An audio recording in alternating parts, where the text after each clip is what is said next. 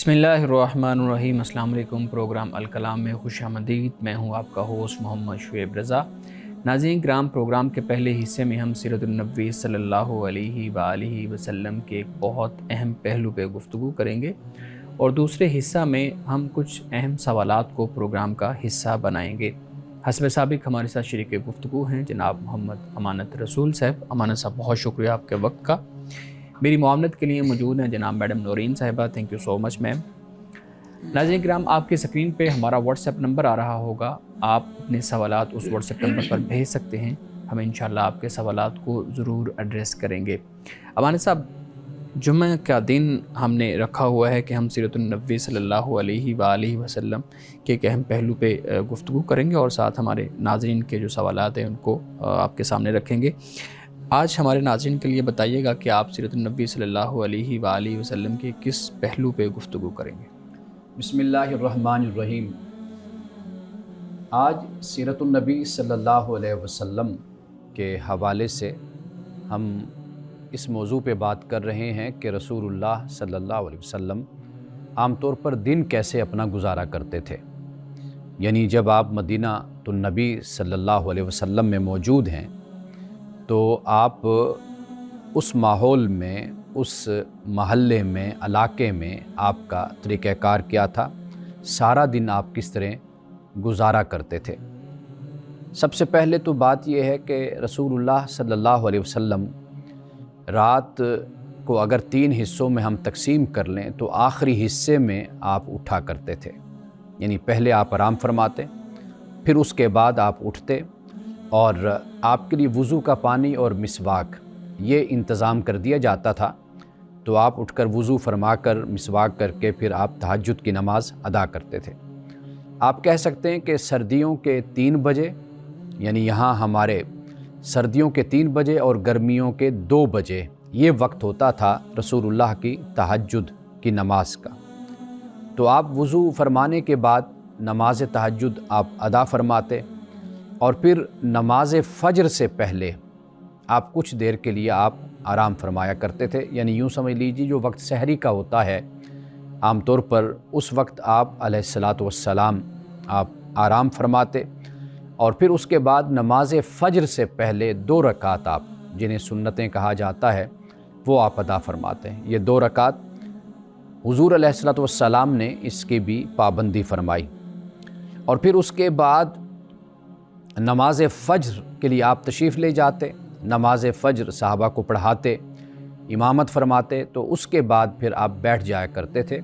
सहाबा आपके आसपास बैठ जाते, यानी एक मजलिस मुनाकिद हो जाती। सहाबा उसमें अपने ख्वाबों को बयान करते तो आप ख्वाबों के हवाले से गुफ्तगू फरमाते, या कोई ताबीर होती तो वो आप बता दिया करते थे। रवायात में ये भी आता है कि सहाबा रसूलुल्लाह सल्लल्लाहु अलैहि वसल्लम के साथ, यानी ज़माने जाहिलियत क़ब्ल अज़ इस्लाम, जो बचपन नौजवानी के वाक़यात मक्का में गुज़रे, मदीना में, उनका ज़िक्र होता रहता था।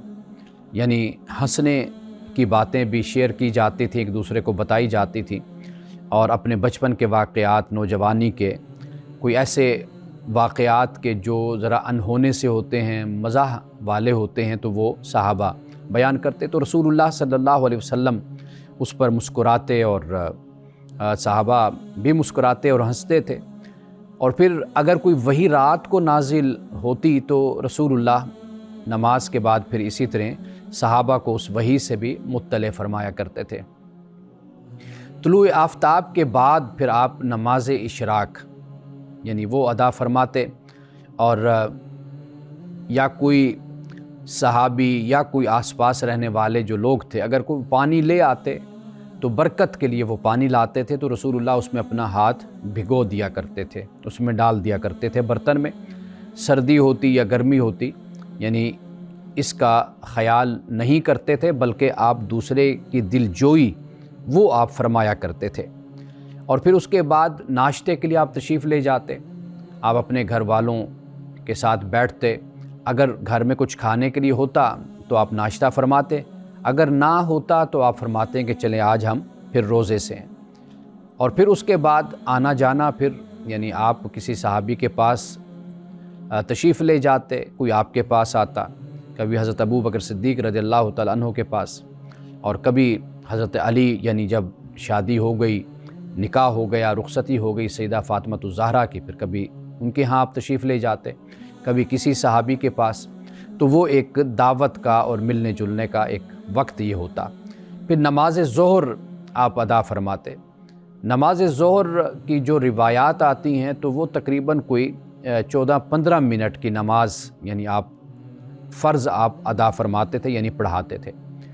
پھر اس کے بعد قیلولہ ہوتا. قیلولہ کا مطلب یہ نہیں کہ کوئی زیادہ ٹائم، یعنی مختصر وقت کے لیے، جیسے آج بھی ڈاکٹرز بھی یہ بات بیان کرتے ہیں کہ بھی اگر کچھ وقت کے لیے انسان ریلیکس ہو جائے، چاہے کوئی 5 منٹ ہوں، 10 منٹ ہوں، 7 منٹ، 15 منٹ، تو انسان ایک دفعہ پھر اگلے مشن کے لیے، اگلے کام کے لیے تیار ہو جاتا ہے.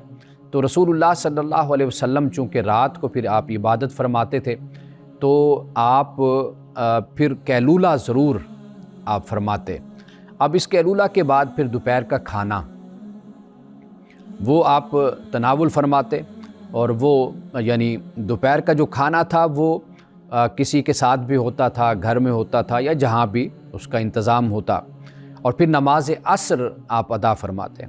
نماز عصر بھی اسی طریقے سے کوئی 8-10 منٹ کی نماز عصر، یعنی فرض نماز ہوتی.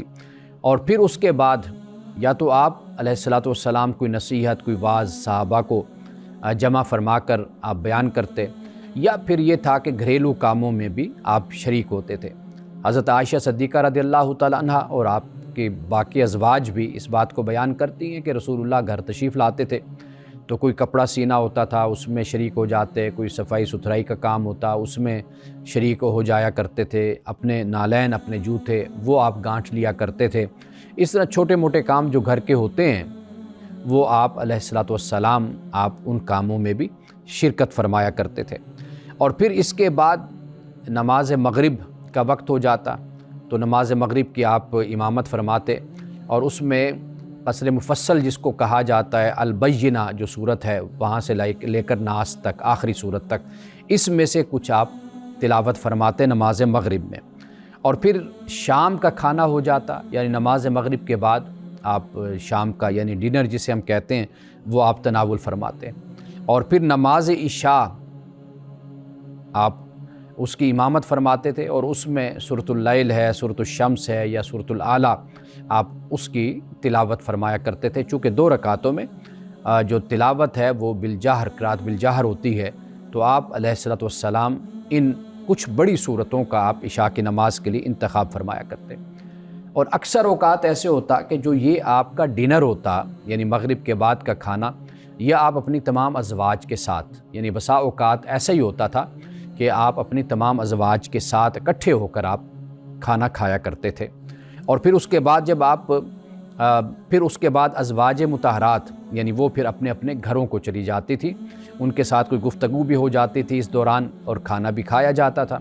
اور وہ جس زوجہ کی باری ہوتی تھی کہ آپ نے رات ان کے پاس گزارنی ہے تو پھر آپ انہی کے پاس رہ جاتے. یعنی جس زوجہ کی باری ہوتی تو وہیں پر ہی کھانا اور انتظام کر لیا جاتا، تو مل جل کر سب بیٹھ کر جو بھی سادہ کھانا ہوتا تھا وہ تناول فرماتے. ازواج مطہرات پھر اپنے گھروں کو چلی جاتی، اور اس زوجہ جس کے پاس آپ نے رات کو قیام فرمانا ہوتا تھا تو آپ اس کے پاس ہوتے.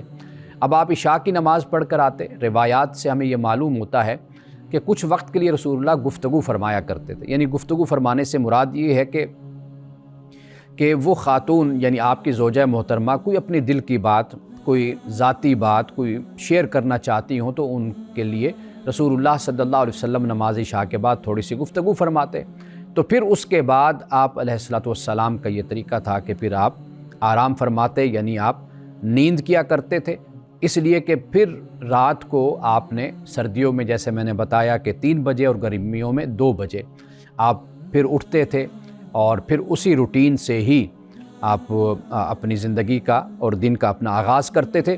لیکن ایک بات یہاں پہ میں بیان کرتا چلوں، یہ جو کچھ بھی میں نے بیان کیا ہے یہ اختصار کے ساتھ بیان کیا، ورنہ اسی دن میں ہی صحابہ کے ساتھ جنگی معاملات بھی ڈسکس ہو رہے ہوتے تھے، اسی میں ہی نکاح و طلاق کے مسائل بھی آتے تھے، اسی میں صحابہ کو نصیحتیں بھی کی جاتی تھی، اسی میں ہی مدینہ میں ہیں تو اہل کتاب کے ساتھ معاملات ہوتے تھے، مکہ میں ہیں تو کفار و مشرکین کے ساتھ بھی معاملات تھے۔ تو گویا کہ سیاسی معاملات ہوں، معاشرتی معاملات، سماجی معاملات، خاندانی معاملات، وہ سب کے سب انہی اوقات میں ہی زیر بحث آتے تھے۔ اور رسول اللہ صلی اللہ علیہ وسلم آپ ایک حکمران بھی تھے، آپ فوج کے سپہ سالار بھی تھے، یعنی جو جماعت تھی مسلمانوں کی اس کے سپہ سالار بھی تھے، آپ چیف جسٹس بھی تھے، اللہ نے آپ کو نبی اور رسول بنا کر بھیجا۔ تو یہ تمام جو ذمہ داریاں تھیں جو معاشرے میں ادا کرنی ہوتی ہیں، تو رسول اللہ صلی اللہ علیہ وسلم انہی اوقات میں ہی اپنے اس حوالے سے بھی اپنے صحابہ کی، مسلمانوں کی رہنمائی فرمایا کرتے تھے۔ ناظرین کرام، یہاں وقت ہوا چاہتا ہے ایک بریک کا، ہمارے ساتھ رہیے گا۔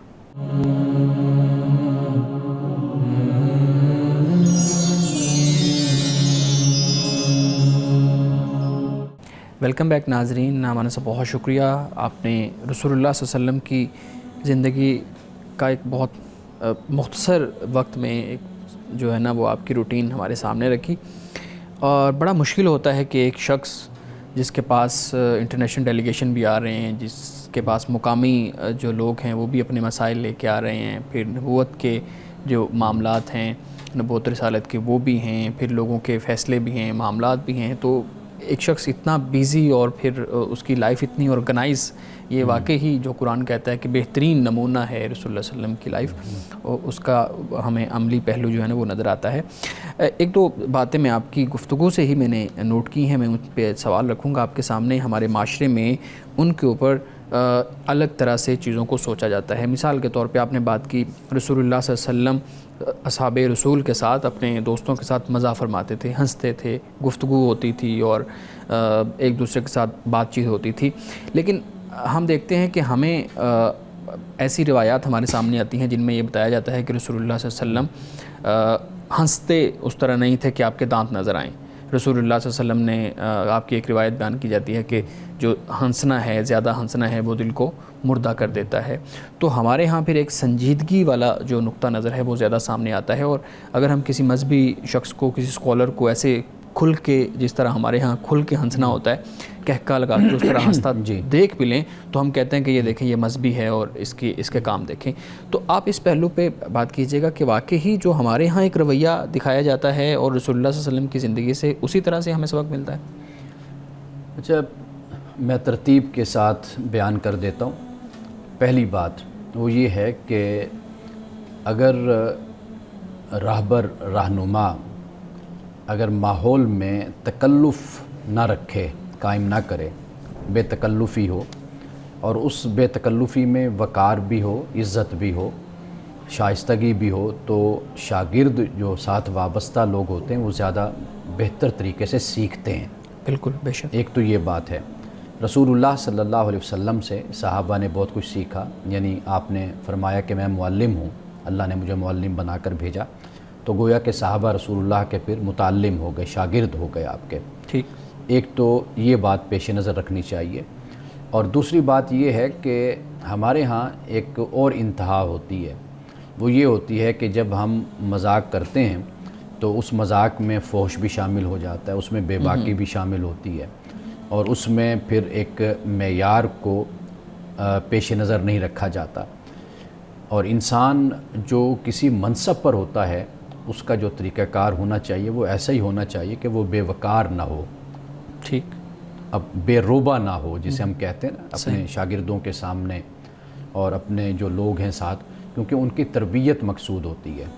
تو رسول اللہ صلی اللہ علیہ وسلم نے جو یہ آپ کے ہنسنے کے بارے میں بیان ہوتا ہے، تو گویا کہ واضح بات ہے کہ آپ دیکھیے کہ کوئی ایسے ہنسی جا رہا ہے اور منہ کھولے ہوئے ہے تو وہ وقار کے بھی خلاف یہ رویہ اور یہ طریقہ ہوتا ہے، روب کے بھی خلاف ہوتا ہے، شخصیت کے بھی خلاف ہوتا ہے، شخصیت کے اپنے تقاضے اپنے حالات اور ماحول کے مطابق ہوتے ہیں۔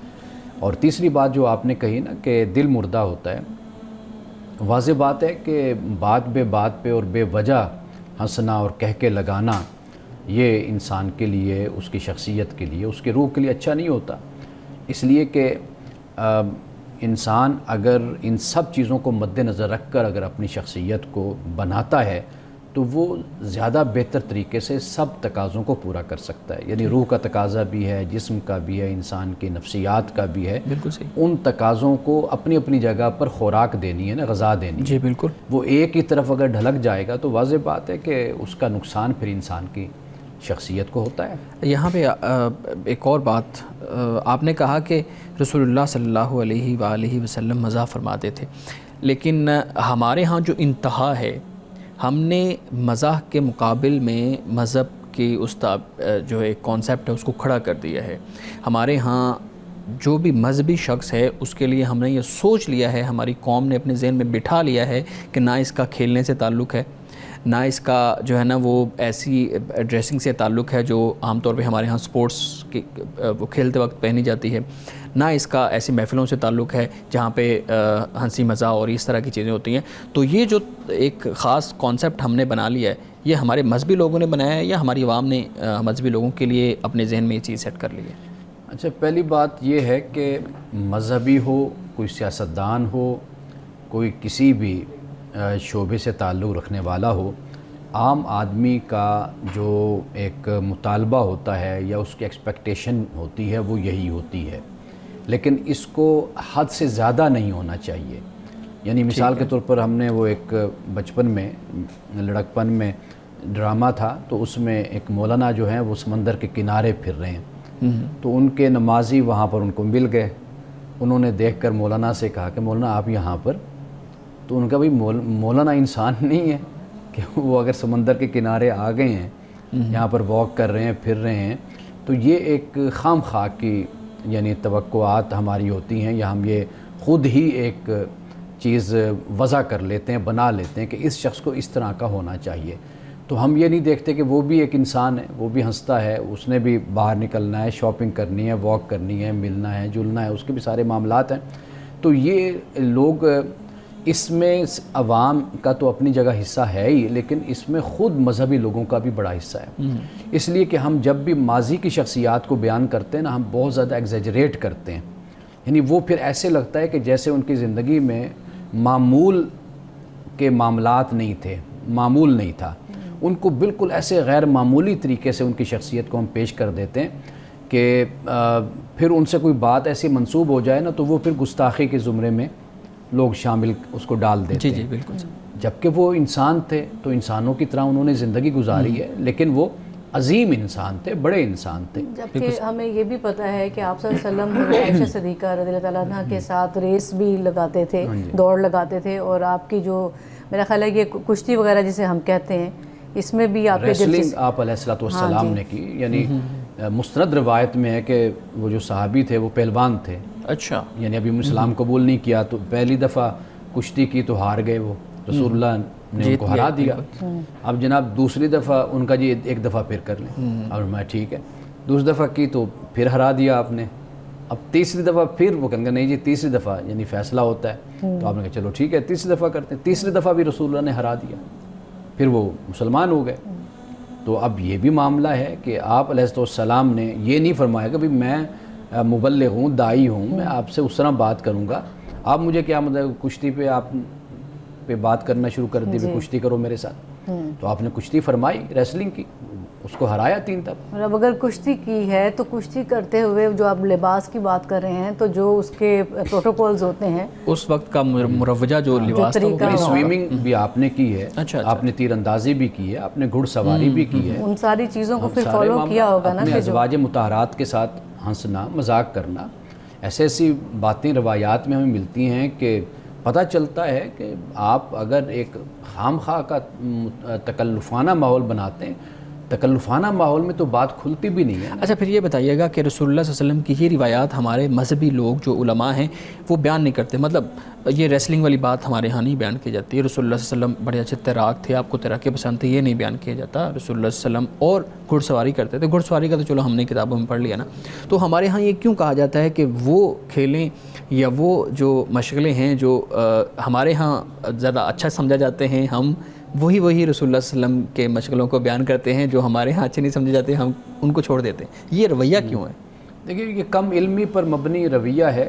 اگر آپ اسلامی ذخیرے سے سیرت سے, احادیث سے آپ رابطہ کریں, آپ پڑھیں, آپ کو معلوم ہوگا, ایسی ایسی باتیں آپ کو معلوم ہوں گی کہ صحابہ کرام رضوان اللہ تعالی علیہم اجمعین, غالباً حضرت عبداللہ ابن عمر اس بات کو بیان کرتے ہیں کہ بھئی صحابہ جو تھے دن میں ایک دوسرے کے ساتھ مذاق کرتے تھے, جیسے خربوزے کے چھلکے مارنا, یہاں تک روایات میں آتا ہے ایک دوسرے پر وہ جو گٹھلیوں والی گٹھلیوں والی بات جو سی ہے کہ جیسے رسول اللہ صلی اللہ علیہ وسلم صحابہ حضرت علی کھجوریں کھا رہے تھے تو حضرت علی رضی اللہ تعالی عنہ کے سامنے ساری کھجوریں رکھتے گئے, گٹھلیاں رکھتے گئے, ہاں گٹھلیاں رکھتے گئے, تو اینڈ پہ کہا کہ دیکھو کس نے زیادہ کھائی ہیں, دیکھو علی نے زیادہ کھائی ہیں, جس کے سامنے زیادہ گٹھلیاں زیادہ پڑی ہوئی ہیں. تو حضرت علی نے عرض کی یا رسول اللہ حیرانی تو ان پر ہے جو گٹھلیوں سمیت ہی کھا گئے کھجوریں. تو معاملہ دیکھیں نا کتنا اچھا مزاح ہے. اگر ہم یہ چیزیں اپنے معاشرے کو بتائیں گے تو ایک سلجھا ہوا مزاح سوسائٹی میں پیدا ہوگا نا. وہ جو پھکڑ پن ہوتا ہے, جو دوسروں کی عزت اتارنا, دوسروں کی تضحیق کرنا, تحقیر کرنا, وہ والا مذاق پھر ختم ہوگا. جب آپ ایک اچھی چیز متعارف نہیں کروائیں گے معاشرے میں تو واضح بات ہے کہ پھر اس کی جگہ کچھ اور آ جائے گا. آپ صلی اللہ علیہ وسلم نے مزاح میں بھی جو اس کے وہی بات ہے کہ ایٹیکیٹس مینرز کے مزاح بھی ہے لیکن وہ حدود کے اندر ہے. بالکل ایسے. ناظرین کرام, گفتگو ابھی جاری ہے, یہاں وقت ہوا چاہتا ہے ایک بریک کا, ہمارے ساتھ رہیے گا.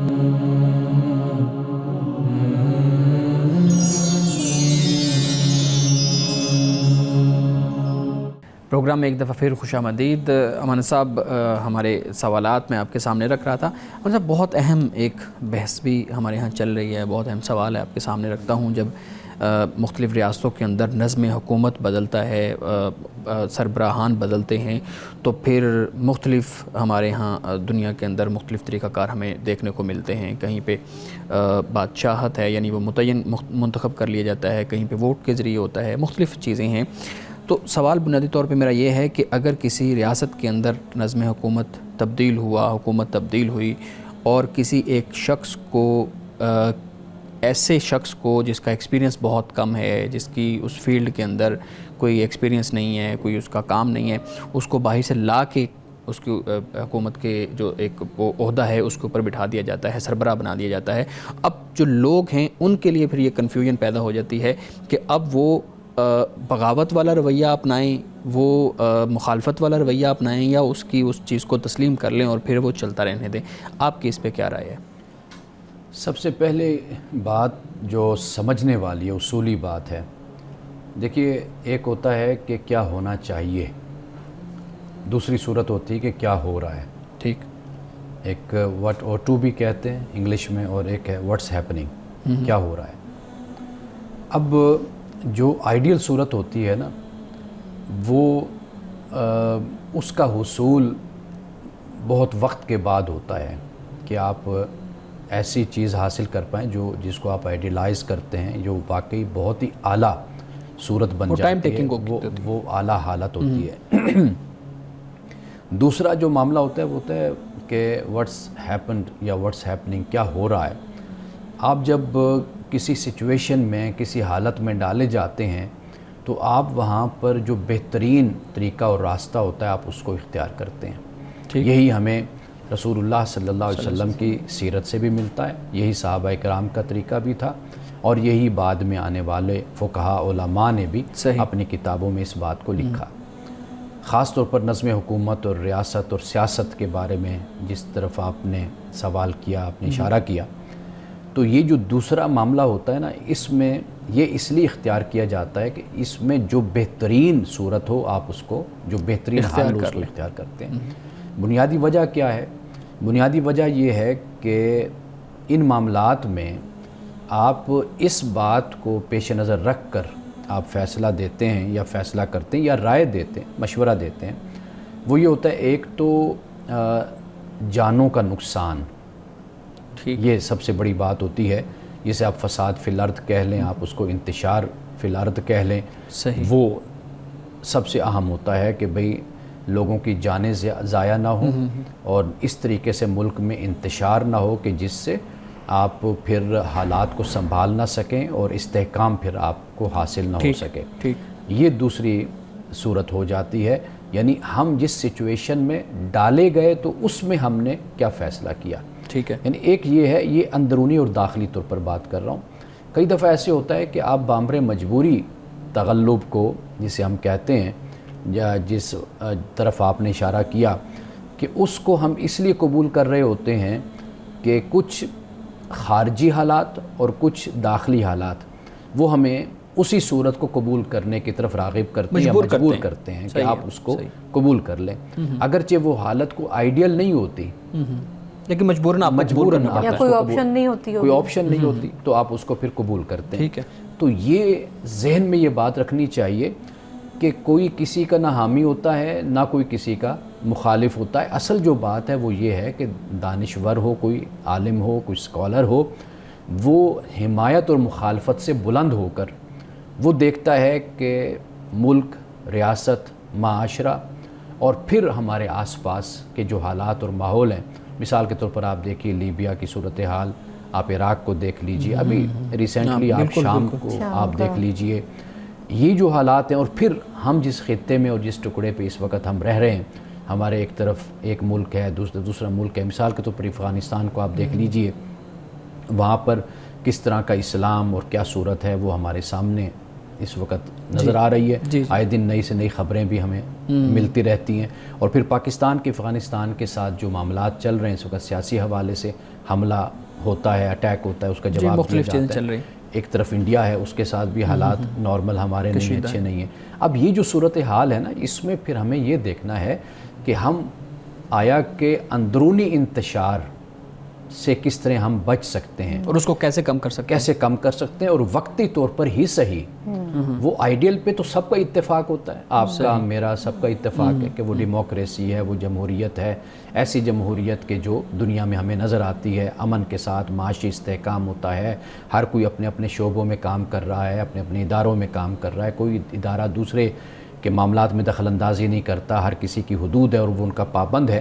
یہ ایک آئیڈیل صورت ہے، لیکن اگر آپ دنیا کو بھی دیکھیں تو دنیا نے بڑا طویل سفر یہاں تک پہنچنے کے لیے کیا ہے، اس لیے کہ جسے ہم ڈیموکریسی کہتے ہیں، جمہوریت کہتے ہیں، جمہوریت تو خود جنم لیتی ہے آپ کے معاشی استحکام سے، آپ کے تعلیمی نظام سے، معاشرے میں پلنے بڑھنے والے جو ادب ہے، لٹریچر ہے، اس سے ڈیموکریسی پیدا ہوتی ہے۔ ہم سمجھتے ہیں کہ شاید یہ جو الیکشن لڑ لینے کا جو نام ہے، یہ در حقیقت یہ ڈیموکریسی ہے، اور یہی سب کچھ آگے، یہ ماں ہے اور یہ جنم دے گی آگے، یہ ماں نہیں ہے، یہ خود بچہ ہے، یہ طرز زندگی آپ کو دیتی ہے ایک۔ ہاں، یعنی کہ یہ جو کچھ آپ دنیا میں دیکھتے ہیں ڈیموکریسی، اور پھر لوگوں کا رویہ اس حوالے سے دیکھتے ہیں، تو یہ در حقیقت پیدا ہوا ہے کسی اور سبب سے، وہ ہے تعلیمی نظام ہے، انڈسٹریل جسے ہم کہتے ہیں ٹائم تھا گزرا جہاں سے یورپ گزرا، تو یہ چیزیں آپ کو پھر نتیجتاً آپ کو فروٹ کی صورت میں آپ کو ملتی ہیں۔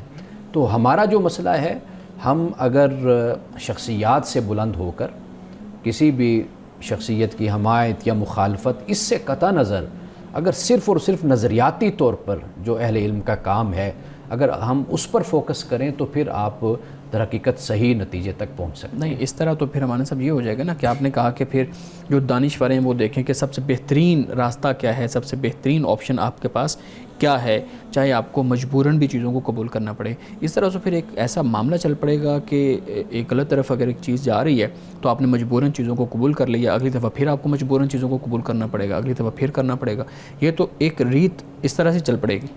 دیکھیے، دو طریقے ہیں، یا تو بالکل ہی سب کچھ ختم کر دیا جائے، تہس نہس کر دیا جائے دنیا میں جس طرح ہوا ہے، ہو رہا ہے، خاص طور پر اسلامی دنیا میں۔ ایک تو یہ راستہ ہے کہ آپ سوچ نہیں سکتے کہ پھر حالات کس طرف جاتے ہیں۔ بالکل صحیح۔ یعنی آپ جو اس وقت ایک اپنی روٹین لائف گزار رہے ہیں نا، یہ سارا کچھ ختم ہو جاتا ہے، لوگ بے گھر ہو جاتے ہیں، اور اسکول بند ہو جاتے ہیں، تعلیمی ادارے ختم ہو جاتے ہیں، بزنس بند ہو جاتے ہیں، آپ رکھی سکھی کھانے کے بھی قابل نہیں رہتے۔ ایک تو یہ صورتحال، زندگی کا پہیہ بالکل ختم ہو جاتا ہے، پہیہ جام ہو جاتا ہے۔ ایک صورت یہ ہوتی ہے کہ آپ بہتری کی طرف لوگوں کو تعلیم دیتے ہیں اور لوگوں کو شعور دیتے ہیں، آہستہ آہستہ آپ آگے بڑھتے چلے جاتے ہیں، اس طریقے سے ایک جگہ بنتی چلی جاتی ہے، اور پھر آپ اپنے مسائل کو حل کرتے ہوئے اسی صورت کی طرف بڑھتے ہیں۔ یہ سب کا اس پر اتفاق ہے، یعنی پاکستان کا کوئی اہل علم ہو، کوئی اہل دانش ہو، دانشور ہو، کوئی عام شخص بھی ہو، سب اس پر متفق ہیں آئیڈیل صورت پر۔ لیکن معاملہ یہ کہ اس کی طرف بڑھنے کا طریقہ کار کیا ہونا چاہیے، کس طریقے سے آیا کہ سب کچھ لپیٹ دیا جائے، سسٹم بند کر دیا جائے، ایک دفعہ انتشار اور فساد برپا کر دیا جائے، تہس نہس کر دیا جائے؟ پھر یہ بات یاد رکھ لیجئے کہ پھر صرف اندرونی اور داخلی چیلنجز نہیں ہوں گے، پھر ہم پر حملہ آور اور بھی بڑی قوتیں ہوں گی کہ جس سے ہمارا وجود جو ہے وہ خطرے میں پڑ جائے گا۔ ناظرین کرام، بقیہ سوالات لیتے ہیں ایک بریک کے بعد، ہمارے ساتھ رہیے گا۔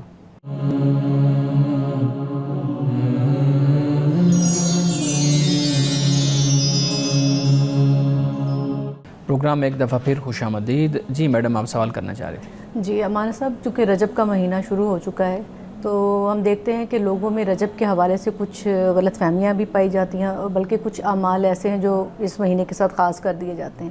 تو میں چاہتی ہوں کہ میں اس حوالے سے کچھ ایسی باتیں پوچھوں، لوگوں کی رہنمائی ہو سکے۔ اچھا، رجب کے اب سال کے 12 مہینے ہیں، لیکن جو ہم دیکھتے ہیں کہ حرمت والے مہینے ہیں وہ 4 بتائے جاتے ہیں، اس کی کیا خاص وجہ ہے؟ دیکھیے، یہ جو حرمت والے مہینے ہیں، ایک تو عرب کے لوگ جنگ کیا کرتے تھے، اچھا، تو ان کے لیے یہ کہہ دیا گیا کہ بھئی ان مہینوں میں تم نے جنگ نہیں کرنی، یعنی امن کا ایک مدت ان کو دی گئی، منع کر دیا گیا کہ ان مہینوں میں جنگ نہیں کرنی۔ دوسرا یہ کہ چونکہ حج جو ہے اسلام سے پہلے بھی ہوتا تھا، تو 3 مہینے جو ہیں یہ لوگ سفر کر کے آتے تھے، دور دور سے آتے تھے، تو وہ جو سفر تھا وہ طویل ہوتا تھا، یعنی ریگستانوں سے، صحراؤں سے، جنگلوں سے، خشکی سے لوگ سفر کر کے آتے تھے، تو اس لیے وہ جو حرمت والے مہینے ہیں وہ 3 پھر بنا دیے گئے تاکہ امن ہو اور لوگ حج کے لیے آرام کے ساتھ آ سکے اور پھر واپس اپنے گھروں کو جا سکے۔ اچھا، یہ 3 مہینے تو یکے بعد دیگرے ہیں نا، ذوالقعدہ، ذوالحج اور محرم، اور رجب جو ہے وہ کافی دور ہے اگر اس کی ترتیب سے دیکھا جائے، تو اس کی کیا وجہ ہے؟ اچھا، اس کے بارے میں ایک تو یہ کہا جاتا ہے کہ بھئی لوگوں نے عمرہ بھی کرنا ہوتا تھا، تو یہ عمرے کے لیے رجب کا مہینہ ہوتا تھا، اچھا، یعنی لوگ عمرے پہ آنا جانا اس کے لیے، باقی جو 3 مہینے تھے یہ حج کے لیے ہوتے تھے۔ صحیح۔ ایک بات، آخری بات جو ہے، اس کا جو علم ہے وہ اللہ کے پاس ہے، اللہ نے حکم دیا تو ہم اس کے پابند ہیں، باقی جو تھوڑی بہت ہمیں حکمت سمجھ آتی ہے وہ میں نے آپ کو بتا دی کہ ان مہینوں کو چننے کا سبب اور اس میں حکمت کیا ہے، وہ جہاں تک ہماری عقل ہے، جہاں تک ہم سمجھ سکتے ہیں، وہ ہمیں یہ سمجھ بات آتی ہے۔ صحیح۔ اچھا، ایک حدیث ہے جو سوشل میڈیا پہ رجب کے حوالے سے بڑی سرکولیٹ کر رہی ہے، اب میں پوچھنا چاہتی ہوں، یہ جو ہے اللہم بارک لنا فی رجبی و شعبانہ و بلغنا رمضانہ، کیا یہ حدیث جو سے صحیح ہے یا ضعیف ہے؟ اچھا، یہ حدیث تو ضعیف ہے، بلکہ بعد نے تو اس پر کافی جرح کی ہے۔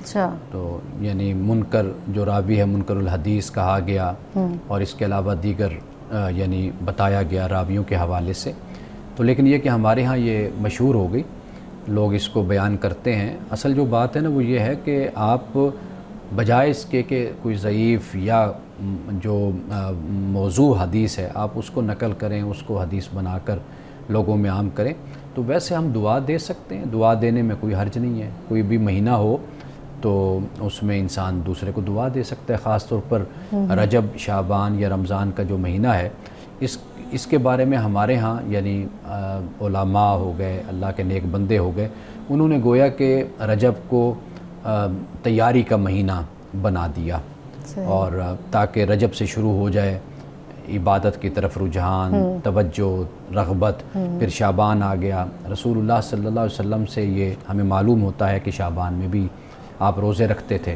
اور زیادہ روزے شعبان میں ہی آپ کے ہوتے تھے، نفلی روزے، اور پھر اس کے بعد رمضان آ جاتا تھا، تو ایک لحاظ سے یہ تیاری ہے آپ کہہ لیجئے، تو یہ اچھی بات ہے، لیکن اس کو اس طریقے سے اپنے لیے خاص کر دینا یا اپنے لیے کوئی حکم دینی سمجھ لینا تو یہ درست رویہ نہیں ہے۔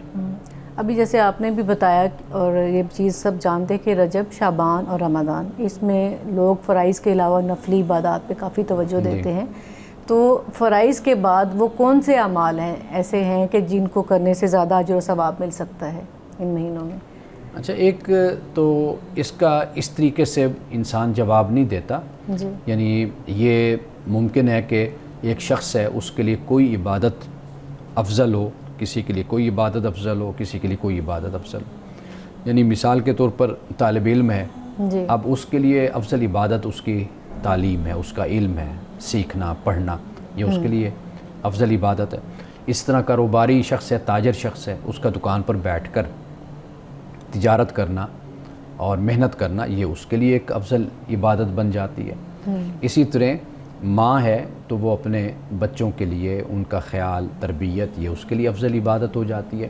لیکن ایک جو ہے جو مشترکہ عبادت آپ اس کو سمجھ لیجئے وہ یہ کہ اللہ کا ذکر ہے، اللہ کی یاد ہے، کہ انسان اپنی زبان سے اپنے دل سے اپنے رب کو یاد رکھے۔ تو یہ آپ یوں سمجھ لیجئے کہ فرائض کے بعد سب سے بڑی جو عبادت ہے یا افضل عبادت آپ کہہ سکتی ہیں تو وہ یہ ہے کہ بھئی ہمیشہ خدا کو یاد رکھا جائے۔ باقی ہر انسان کی اپنی جو کنڈیشن ہے، حالت ہے، اس کے مطابق اس کے لیے افضل عبادت نفلی عبادت علیحدہ ہی ہو سکتی ہے، ٹھیک ہے نا جی۔ اسی طرح وقت کا معاملہ بھی ہوتا ہے، مثال کے طور پر تہجد کا وقت ہے، اب ایک شخص تہجد پڑھنے کے بجائے اس وقت حساب کتاب میں لگا ہوا ہو، بیٹھا ہوا ہو، دکان کا حساب کر رہا ہو، تو بہتر یہ ہے کہ وہ اس وقت تہجد پڑھ لے۔ اب وقت کا بھی معاملہ ہو جاتا ہے، مثال کے طور پر کوئی مکہ المکرمہ میں ہے، اب وہاں آپ کعبۃ اللہ کو دیکھتے رہیں، بیٹھ کر زیارت کریں، یہ افضل عبادت ہے، طواف کرتے رہیں، یہ افضل عبادت ہے۔ تو اگر آپ وہاں پر بیٹھ کر کوئی اور عبادت یا کوئی اچھا کام کریں وہ بہت اچھی بات ہے، وہ تو آپ پاکستان میں بھی آ کر سکتے ہیں۔ تو آپ جب بھی بیٹھیں کعبۃ اللہ کی زیارت کرتے رہیں، تو یہ عبادت وہاں پر اپنی جگہ اور مقام کے حساب سے، تو لہٰذا اس کا مختلف یعنی ہر کسی کے لیے مختلف ہی جو عبادت ہے وہ افضل ہوگی۔ بالکل ٹھیک ہے۔ تو کچھ لوگ اس چیز کو بھی بڑا پریفر کرتے ہیں کہ رجب کے مہینے میں عمرہ کرنا، سمجھتے ہیں کہ یہ زیادہ اجر و ثواب کا باعث ہے، یہ بات ٹھیک ہے؟ نہیں، وہی بات میں اس پہ عرض کروں گا کہ آپ اس طریقے سے خاص نہ کریں کہ جی رجب میں ہم کریں گے تو پھر تو ہمیں بہت ثواب ہوگا، رجب کے علاوہ باقی کسی مہینے میں ہم اگر عمرہ کرتے ہیں تو ہمیں اتنا ثواب نہیں ملتا۔ تو یہ جو عقیدہ ہے، یہ جو تصور ہے، یہ غلط ہے۔ آپ جس مہینے میں آپ کریں گے اللہ تعالیٰ اس میں آپ کو اجر ثواب عطا کرے گا۔ مولانا صاحب آج کی حدیث مبارکہ بیان کیجیے گا۔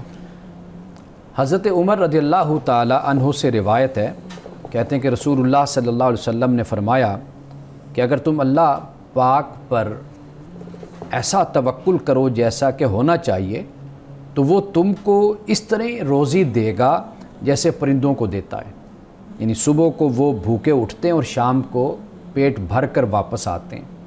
لیکن یہاں پہ یہ بات ضرور ذہن میں رکھیے کہ پرندے صبح اٹھتے ہیں، گھر سے نکلتے ہیں، اڑتے ہیں، رزق تلاش کرتے ہیں، تو صبح جب نکلتے ہیں تو بھوکے ہوتے ہیں، لیکن جب واپس آتے ہیں تو ان کا پیٹ بھرا ہوتا ہے۔ کیوں؟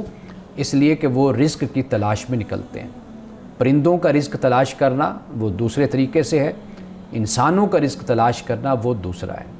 اس لیے کہ انسان کو اللہ تعالیٰ نے عقل دی ہے، شعور دیا ہے، ارادہ دیا ہے، تو انسان اپنے عقل کو، شعور کو، اپنے ارادے کو استعمال کرتے ہوئے اللہ پہ بھروسہ اور توکل کرتے ہوئے جب رزق ڈھونڈتا ہے تو خدا اس کو عطا فرماتا ہے۔